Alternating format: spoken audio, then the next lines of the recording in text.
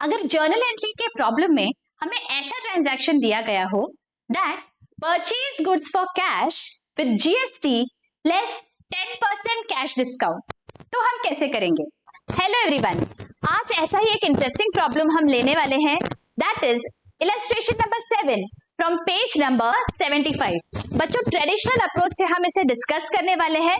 अगर आपको traditional approach के बेसिक्स जानने हैं, I have given the link in the I button. You can check those lectures out.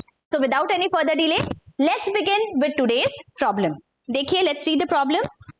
Journalize the following transactions in the books of Sania Electronics, Pune. तो अभी आप क्या करोगे? प्रॉपर जर्नल का format बनाओगे, हेडिंग दोगे, okay? Date, particulars, LF, debit and credit. Please ensure that debit और credit की विड्थ ऐसी होनी चाहिए कॉलम की दैट आपके जो अमाउंट्स है 10 लाख तक के उसमें फिट आने चाहिए। बच्चों, बहुत बार मैं देखती हूँ बच्चे छोटे छोटे कॉलम्स बना देते हैं तो अमाउंट उसमें फिट नहीं आती है और पूरा प्रेजेंटेशन बहुत शैबी दिखता है। सो प्लीज एंश्योर दैट आपके जो कॉलम की विड्थ है it should contain, you know your handwriting, तो प्रॉपर डिजिट्स उसमें बैठ जाने चाहिए। ऑलराइट, और जो पर्टिकुलर्स कॉलम है उसका विड्थ सबसे ज्यादा होना चाहिए। And after every journal entry you have to write a narration, और आपको एक लाइन बनानी है and then you will start with the next journal entry. Okay, now let us see क्या लिखा है। डेबिट बैलेंस ऑन 1 अप्रैल 2019 दिया है, दैट मींस ये ओपनिंग बैलेंसेस हमें दिए गए हैं। Cash at bank, debtors, stock, plant and machinery और क्रेडिट बैलेंसेस दिए गए हैं। सन्ड्री क्रेडिटर्स, वर्षा, बैंक लोन 40,000। ओके, अब बच्चों अकाउंटिंग इक्वेशन जब हमने किया था तब हमने क्या देखा था दैट हमारे जो एसेट्स है उसकी total will be equal to our capital plus liability. Basic accounting equation है, याद करिए। अगर अभी तक किसी ने वो वाला लेक्चर नहीं देखा है, go and check that out. Okay, ये बेसिक इक्वेशन है। Assets is equal to liabilities plus capital, right? This is our basic accounting equation. मतलब ऑल द टाइम जो भी आपके पास एसेट्स रहेंगे उनकी टोटल हमेशा इक्वल करेगी सारे लायबिलिटीज और कैपिटल की टोटल से। ओके, अब यहाँ पे बच्चों हमें दिया गया है कौन से एसेट्स है हमारे पास। देखिए, cash at bank, debtors, stock, plant and machinery, these are all our assets. इन्हें अभी हमें क्या करना पड़ेगा? डेबिट करना पड़ेगा। तो पहली एंट्री हो जाएगी cash at bank account debit 50,000, debtors account debit, stock account debit, plant and machinery account debit. और जो भी हमारे लायबिलिटीज है उन्हें हम क्रेडिट करते हैं, राइट? कौन से है liabilities? Sundry creditors, Varsha 10,000 and bank loan. तो क्रेडिटर में वर्षा को हम क्रेडिट करेंगे और बैंक लोन को क्रेडिट करेंगे। अब बच्चों देखो, एसेट साइड की टोटल कितनी आ रही है? 50,000 plus 15,000 plus 35,000 plus 1 lakh, that is 2 lakh, right? और हमारे क्रेडिट बैलेंसेस क्या क्या है? 10,000 प्लस 40,000, दैट इज 50,000। और हमें कैपिटल के बारे में नहीं बताया गया है बच्चों। तो this is our equation, right? ये जो इक्वेशन है बस यहाँ पे मैंने अमाउंट्स डाले हैं। तो अब कैपिटल कितना आएगा? 2 लाख माइनस 50,000, दैट इज 1,50,000। तो यहाँ पे हमारी एंट्री हो जाएगी, सारे एसेट्स को डेबिट करेंगे और बैंक लोन वर्षा को क्रेडिट करके कैपिटल अकाउंट को क्रेडिट करेंगे by 1,50,000। Is this basic equation clear? For this you have to know this equation. Assets is equal to liabilities plus capital. Okay? चलो देख लेते हैं क्या एंट्री पास की है यहाँ पे। देखिए, सारे एसेट्स को डेबिट करके Varsha, bank loan and capital को हमने यहाँ पे क्रेडिट कर दिया। Is this clear? चलो आगे क्या है। फर्स्ट ट्रांजैक्शन देखो, purchase goods worth 90,000 from Kangana at 12% GST and amount paid by cheque. Okay, अब देखो कौन से अकाउंट्स यहाँ पे अफेक्ट हो रहे हैं बच्चों। परचेज गुड्स मतलब first account is purchases account. Okay, 12% GST मतलब परचेजेस पे GST है, that means input GST। And payment हुआ है क्या? देखो, amount paid by cheque, so bank account भी यहाँ पे अफेक्ट हो जाएगा। अब कैटेगरीज क्या है? Purchases is a nominal account और नॉमिनल अकाउंट का रूल कहता है डेबिट ऑल एक्सपेंसेस। परचेजेस हमारा एक्सपेंस है तो हमने परचेजेस को डेबिट कर दिया। अब जीएसटी जो परचेजेस पे हम पे करते हैं that is also my expense, और नॉमिनल अकाउंट का रूल कहता है दैट डेबिट ऑल एक्सपेंसेस, तो यहां पे भी हम डेबिट कर देंगे। And bank is my personal account, and personal account का रूल कहता है debit the receiver credit the giver, bank से चेक गया है, bank is the giver and that is why हम यहां पे क्रेडिट कर देंगे। Is this very very clear? Okay, now let us see that amounts क्या है। परचेज गुड्स वर्थ 90,000, तो परचेजेस में जाएंगे 90,000। 12% जीएसटी है, so let us calculate 12% of 90,000, 12 9 108। तो हमारे ये जो जीएसटी है इसके दो हिस्से हो जाएंगे, सीजीएसटी एंड एसजीएसटी। बच्चों आई होप जीएसटी वाले लेक्चर्स आपने देख लिए हैं। अगर कोई भी डाउट है आपको, you can go and check those lectures out. कब इनपुट जीएसटी आता है, कब आउटपुट जीएसटी आता है, ये सब बहुत डिटेल में हमने कवर किया है। Okay, I am giving the link in the i button, you can go and check those lectures. तो ये जो 10,800 है इसे मैं दो हिस्सों में डिवाइड कर दूंगी, सो 5,400 ईच, एंड पेमेंट जो बैंक से हुआ है that is 90,000 plus 10,800, that is 1,08,000। तो एंट्री क्या हो जाएगी, purchases account debit, GST account debit to bank. देखो purchases GST to bank. Okay, चलो आगे। Sold goods to Neha 30,000 at 18% GST. Sold goods है तो अकाउंट अफेक्ट कौन सा होगा, let me erase this first. Sold है तो सेल्स अकाउंट अफेक्ट होगा, right?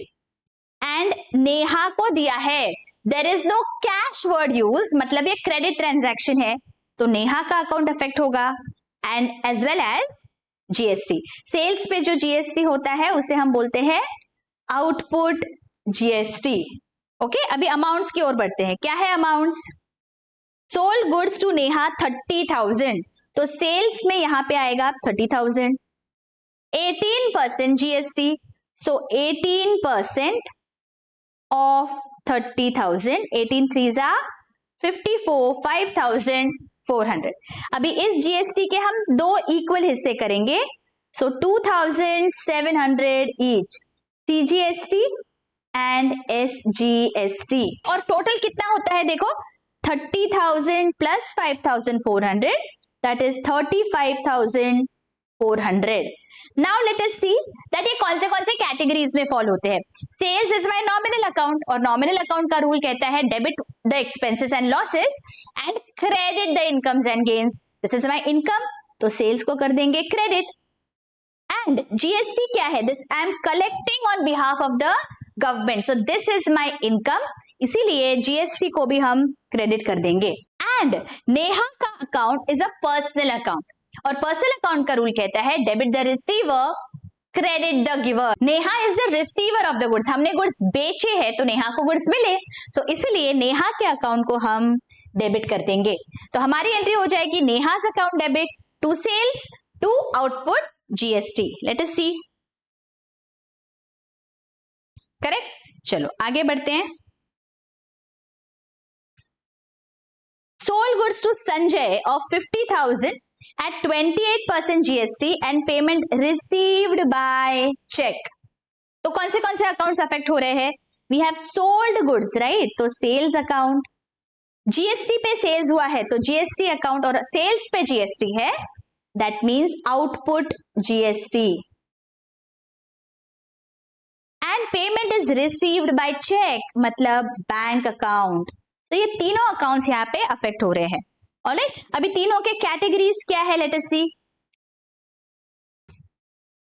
Sales is my nominal account, right? अभी हमने देखा है, और नॉमिनल अकाउंट के रूल से debit the expenses and losses and credit the income, तो इसीलिए सेल्स को हो जाएगा credit. Output GST is also my income, तो इसे भी कर देंगे क्रेडिट। और पैसा बैंक में मिल रहा है, और bank is a personal account, personal account का रूल कहता है debit the receiver, bank is the receiver, इसीलिए बैंक को कर देंगे डेबिट।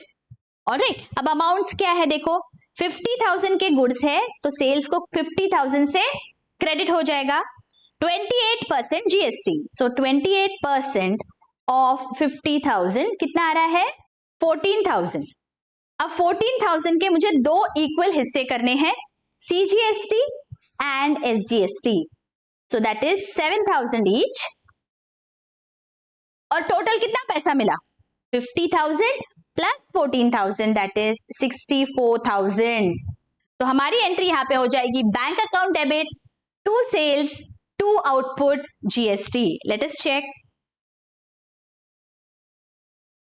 ओके, आपको नरेशन दिख रहा है सारे जर्नल एंट्रीज के बाद, प्लीज रिमेंबर. ओके, नेक्स्ट देखो, अभी यहां पे पहले मैं इरेज कर देती हूं. अभी देखो next journal entry is very very interesting. I want 100% attention बच्चों. यहाँ पे GST और डिस्काउंट दोनों भी दिया गया है. बहुत बार कंफ्यूजन हो जाता है बच्चों को यहाँ पे, so please ensure that you understand what I am telling you all. Okay, यहाँ पे देखो what is the entry. Purchase goods for cash 50,000 at 18% GST less 10% cash discount.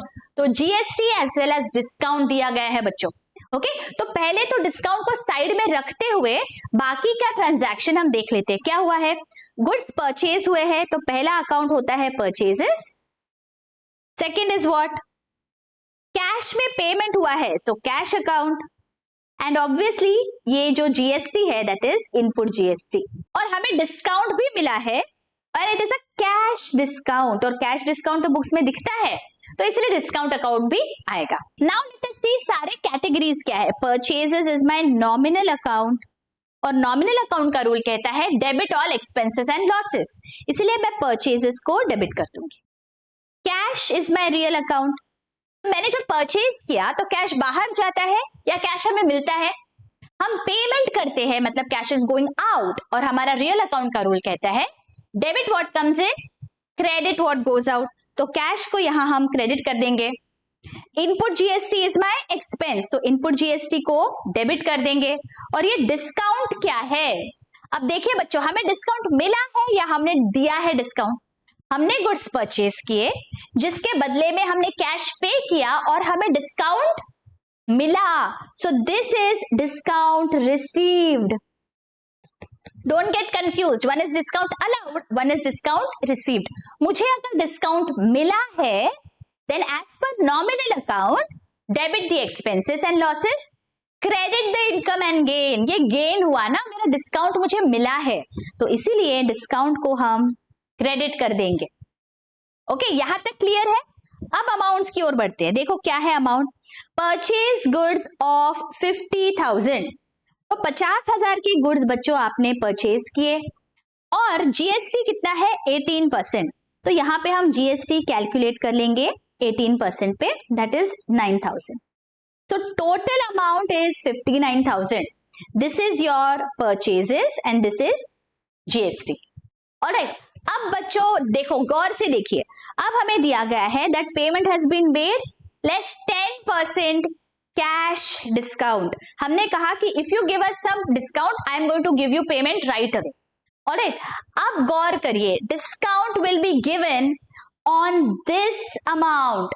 Discount कभी भी टैक्स पे कैलकुलेट नहीं होता है बच्चों. ओके, बिकॉज ये जो टैक्स है it is payable to the government, हम उसके अमाउंट पे कोई डिस्काउंट नहीं दे सकते. जो हमें मिलने वाला है उस पे हम डिस्काउंट दे सकते हैं. अब हमें 50,000 है जो टोटल परचेज किया हुआ है, तो जब डिस्काउंट कैलकुलेट होगा, cash discount, it will be calculated on this 50,000. So 10% of 50,000 is the discount, मतलब 5,000. एंड दैट इज वाई जो पेमेंट होगा वो कितना है? टोटल 59,000 माइनस 5,000, मतलब 54,000. Is this very very clear? ये बहुत इंपॉर्टेंट है बच्चों. गलती से हम क्या कर देते हैं, कई बार हम टोटल 59,000 पे डिस्काउंट दे देते हैं. ये गलत है, बिकॉज इसमें टैक्स इंक्लूडेड है और tax is payable to the government. हम उस पे डिस्काउंट कभी भी नहीं दे सकते. Discount will always be received at this price. 50,000 के गुड्स थे, हमें उसमें डिस्काउंट मिला, सो दैट इज 5,000. और टोटल जो पेमेंट है वो तो टैक्स मिला के रहेगा, दैट इज वाई हमारा टोटल पेमेंट आता है 54,000. तो अमाउंट्स का बाइफर्केशन कैसे होगा, देखो ये जो परचेजेस है वो 50,000 के आ जाएंगे। ऑलराइट, अब जीएसटी कितना है, ये 9,000, जिसे हम दो इक्वल हिस्सों में डिवाइड कर देंगे, 4,500 CGST एंड 4,500 SGST। हम हमेशा करते हैं इसी तरह, राइट। एंड ये 5,000 इज माई डिस्काउंट रिसीव्ड, तो इधर क्रेडिट हो जाएगा 5,000 से। And eight the and my payment is of 54,000, जो मेरे कैश अकाउंट में क्रेडिट होगा 54,000। Is this very very clear बच्चों? इफ यू वांट आप इसका स्क्रीनशॉट ले लीजिए, this is very very important. Always remember, जब भी डिस्काउंट दे रहे हो ये अमाउंट पे देना है, टैक्स पे कभी भी डिस्काउंट नहीं मिलेगा, ना ही आप दोगे। Is this clear? चलो तो अभी एंट्री हम चेक कर लेते हैं एक बार, क्या लिखी है entry. Purchases account debit, GST account debit to cash to discount received. Very very clearly understood? इसी बात पे एक लाइक जरूर कर दीजिए बच्चों, एक प्यारा सा कमेंट जरूर कर दीजिए। Your comments truly keep me motivated in getting such lectures for you. Thank you so much. चलो आगे,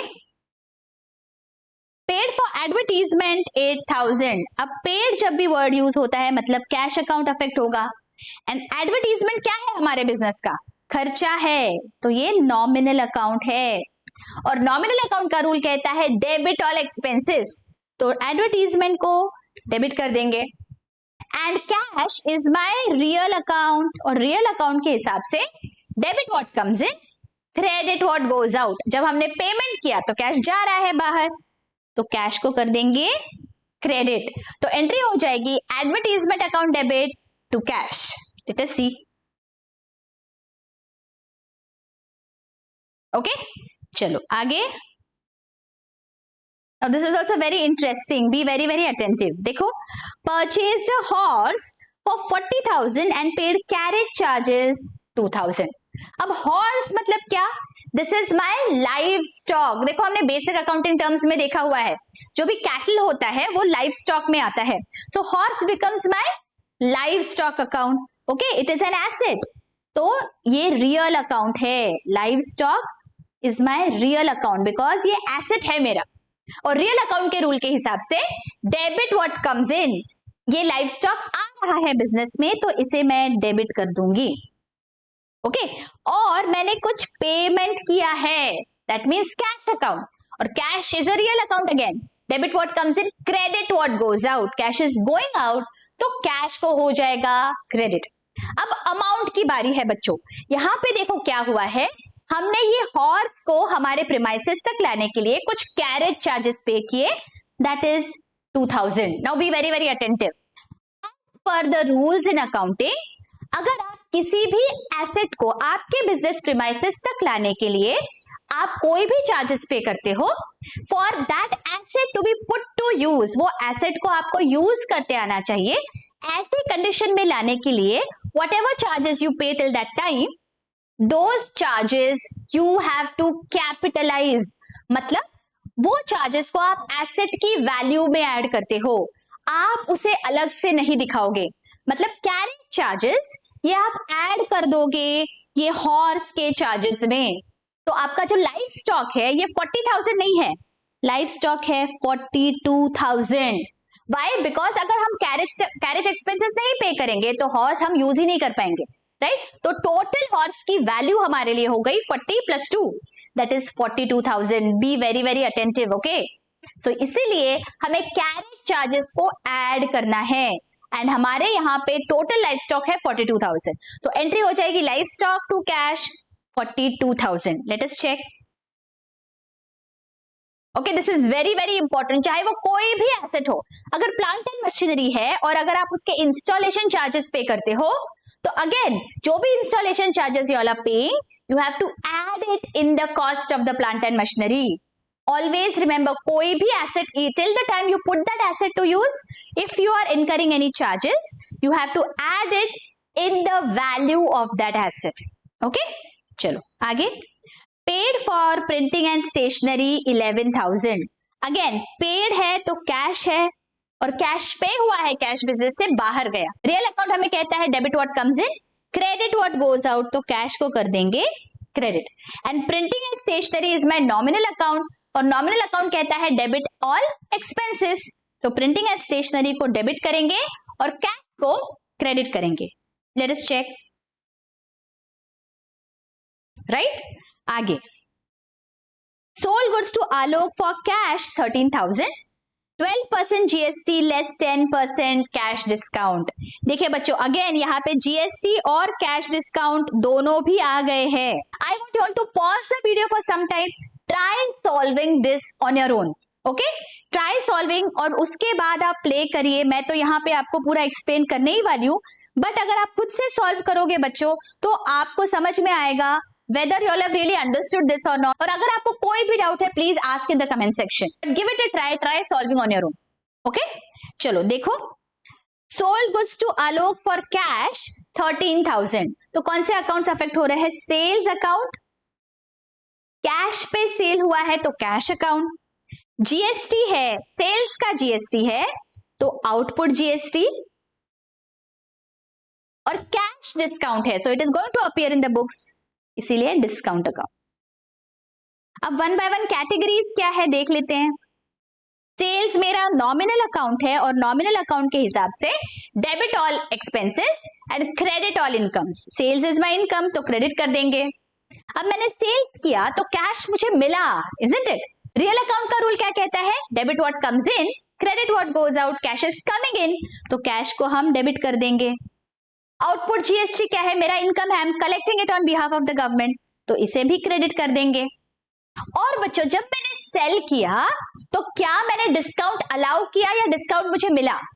देखिए, I have sold the goods and I am receiving the payment, तो मैं डिस्काउंट अलाउ करूंगी ना, मैंने किसी को डिस्काउंट दिया तब जाके मुझे पेमेंट मिला है, so discount is allowed here, not received, okay, don't get confused.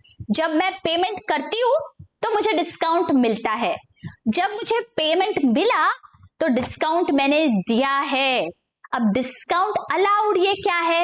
ये मेरा नुकसान है, मैंने किसी को डिस्काउंट दिया, इसका मतलब मुझे पैसे कम मिले ना, तो ये मेरा नुकसान हो गया। और नॉमिनल अकाउंट के हिसाब से debit all expenses and losses, तो डिस्काउंट अलाउड को हम डेबिट कर देंगे। चलो अभी अमाउंट्स क्या है देखते हैं।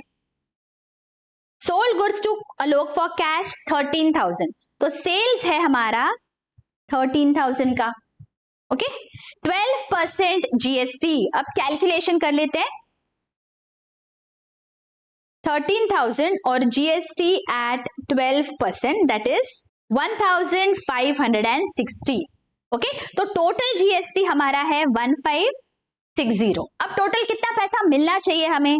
14,560, this is the total and this is sales. अब अगेन कैश डिस्काउंट हमने अलाउ किया, कितना है? 10%, so 10% cash discount. 10% off what? 10% off 13,000। Again don't get confused, आपको टैक्स पे डिस्काउंट नहीं देना है, जो 13,000 है उसका 10%, that means 1,300, so this comes to 13,260 is the amount that you have received. Is this very very clear? देखिए यहाँ पे जब हम डिस्काउंट अलाउ करते हैं बच्चों, यहाँ पे हमें हमेशा याद रखना है, we will never consider the tax amount while calculating discount. So 13,000 पे हमने डिस्काउंट अलाउ किया है, तो अमाउंट्स क्या क्या हो गए देखो। सेल्स हमारा है 13,000, जीएसटी है 1,560, इसके दो इक्वल पार्ट्स हो जाएंगे, सीजीएसटी एंड एसजीएसटी, तो अमाउंट्स कितने हैं? 780 ईच, एंड डिस्काउंट जो है ये है 1,300, करेक्ट। ये कि यहाँ पे हमने कैलकुलेट किया, और जो पेमेंट है 13,260 का ये हमें मिला है, सो कैश को डेबिट होगा 13,260 से। देखिए, if you want you can take a screenshot of this. Is this very very clear? हमारी एंट्री हो जाएगी cash account debit, discount allowed account debit, to sales, to output GST. Alright, let us check. Getting it? Okay, चलो आगे। Received an amount of 1,000 from Varsha which was previously written off as bad debts. अब बच्चों bad debts का क्या मतलब होता है? हमारे जो डेटर्स है वो हमें पैसा देने से इनकार कर देते हैं, राइट? हमने ये बेसिक अकाउंटिंग टर्म्स में देखा हुआ है। बैड डेट्स, डेटर्स ने जब हमें पैसा देने से इनकार कर दिया तो उसे हम बोलते हैं बैड डेट्स। और बैड डेट्स से ऑब्वियसली हमारा नुकसान है ना, किसी से मुझे पैसा आने वाला था, अब वो मुझे बोलता है I am not going to pay you that much, तो ये मेरा नुकसान हो गया।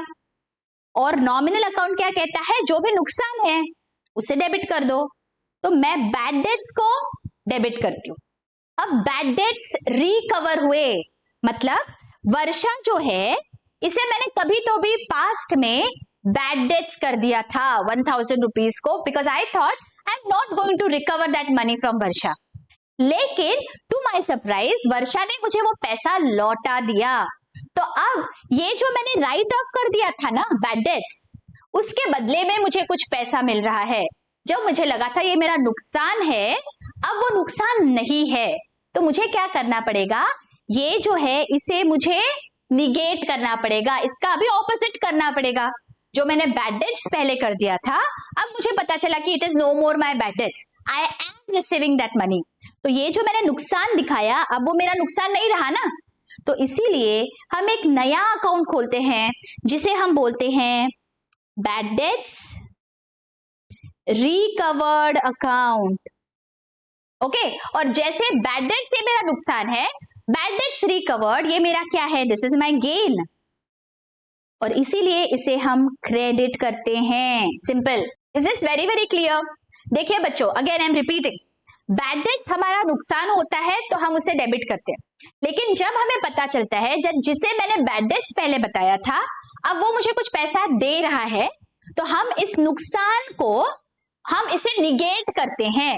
तो इसलिए एक नया अकाउंट खोलते हैं जिसे हम बोलते हैं बैड डेट्स रिकवरी, और उसे हम क्रेडिट कर देते हैं, so दैट हमारा कितने बैड डेट्स हुए और कितने बैड डेट्स रिकवर हुए ये हमें एट अ ग्लांस पता चल जाए। ऑलराइट, अब बच्चों अमाउंट क्या है? Amount is 1000 and we have received that money. Received मतलब cash account, cash is my real account, और रियल अकाउंट के रूल के हिसाब से डेबिट व्हाट कम्स इन, तो कैश को हम कर देंगे डेबिट और बैड डेट्स रिकवरी अकाउंट को क्रेडिट होगा। It is very very clear. गलती से बच्चों बहुत बार हम वर्षा के अकाउंट को यहाँ पे क्रेडिट कर देते हैं, which is a mistake. Never do that. जब भी आपके बैड डेट से आपको पैसा मिला है तो आपको बैड डेट्स रिकवरी को क्रेडिट करना है।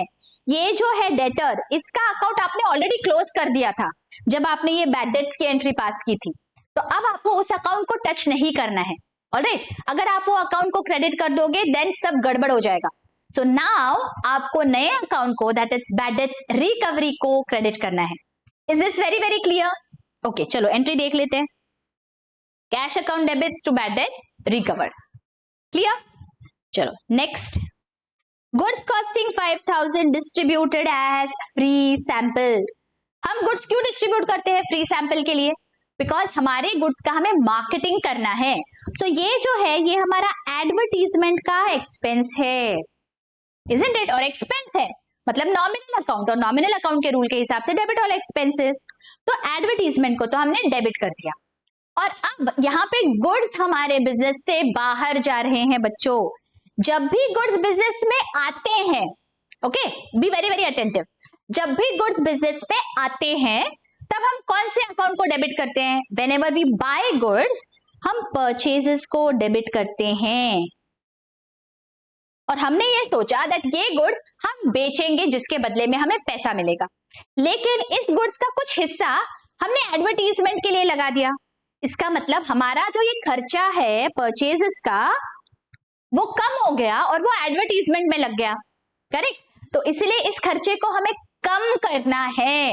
परचेजेस को हमने डेबिट किया था, और अकाउंटेंसी में जब भी हमें ऑपोजिट इफेक्ट देना होता है हम डेबिट अकाउंट को क्रेडिट कर देते हैं, और अगर क्रेडिट को कम करना होता है तो हम उसे डेबिट कर देते हैं। मुझे अभी मेरे खर्चे को जो मैंने परचेजेस में दिखाया था उसे मुझे कम करना है, तो मैं क्या करूंगी?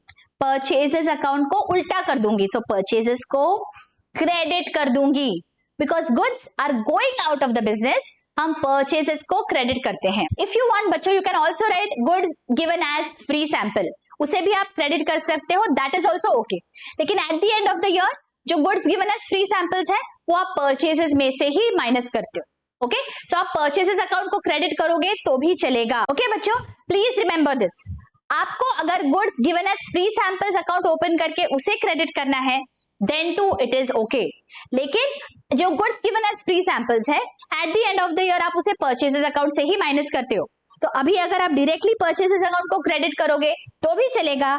अगर आपको goods given as free samples account को क्रेडिट करना है then to it is okay. Goods given as free samples, both is all right. Okay, कोई भी गलत नहीं है इसमें, दोनों भी आंसर सही है।